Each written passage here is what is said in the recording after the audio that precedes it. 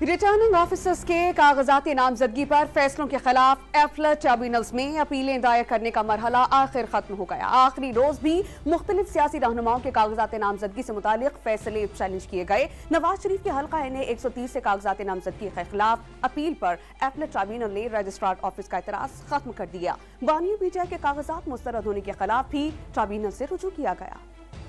Returning officers के कागजात नामजदगी पर फैसलों के खिलाफ अपीलेट ट्रिब्यूनल्स में अपीलें दायर करने का मरहला खत्म। आखिरी रोज भी मुख्तलिफ सियासी रहनुमाओं के कागजात नामजदगी से मुतालिक फैसले चैलेंज किए गए। नवाज शरीफ के NA 130 से कागजात नामजदगी के खिलाफ अपील पर अपीलेट ट्रिब्यूनल ने रजिस्ट्रार ऑफिस का एतराज खत्म कर दिया। इलेक्शन ट्रिब्यूनल लाहौर ने RO से जवाब मांगते हुए जाती हैसियत में तलब कर लिया।